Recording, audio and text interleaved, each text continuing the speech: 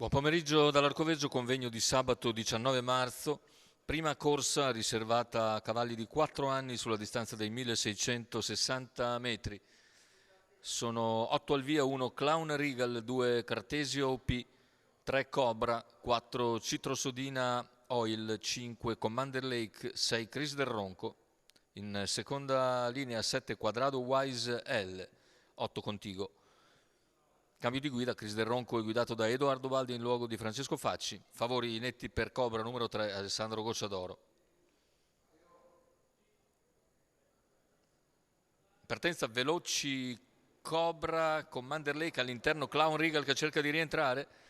Cobra insiste al suo esterno, ma Clown Regal ha il vantaggio corda che fa valere all'attacco della piegata, costringe Cobra all'esterno, Commander Lake più indietro, sbaglia Cobra. E così è in vantaggio Numero Clown 3, Regal, Cobra, squalifica per la squalificato. favorita Cobra. Il favorito Cobra in seconda posizione ripiega Commander Lake, in terza c'è Quadrado Wise L. E così i primi 200 svelti in 14,8, poi Marco Stefani cerca di rallentare l'andatura al completamento dei 400 che se ne vanno in 36.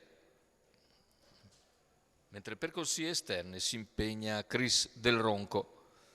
Chris del Ronco si trascina Cartesio OP, lungo la corda è sempre Commander Lake che precede Quadrado Wise L, più indietro Contigo. È preceduto con Citrosodina in coda. Intanto se ne vanno gli 800 iniziali completati dalla testa in 1-2-1. Un secondo quarto in 31,5 da parte del battistrada Clown Regal, che ha sempre in schiena Commander Lake, all'esterno Chris del Ronco, non cambia nulla tatticamente, siamo al chilometro completato nell'ordine dell'1.17,4 con un parziale in 15,3. Non ha ancora allungato il leader, ora è stappato da Marco Stefani.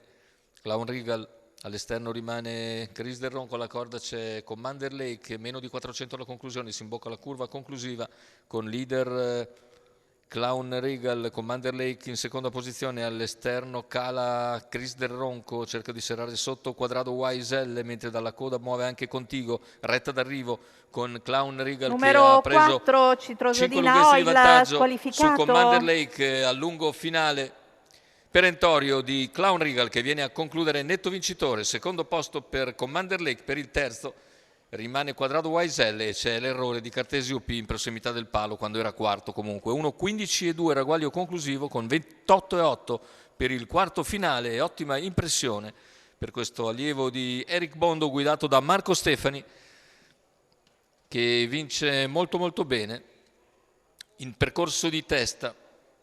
Respinge, anzi rientra a Cobra che poi si getta di galoppo all'attacco della curva, poi non ha più alcun problema e sul percorso precede Commander Lake fin sul palo, allungando nel finale.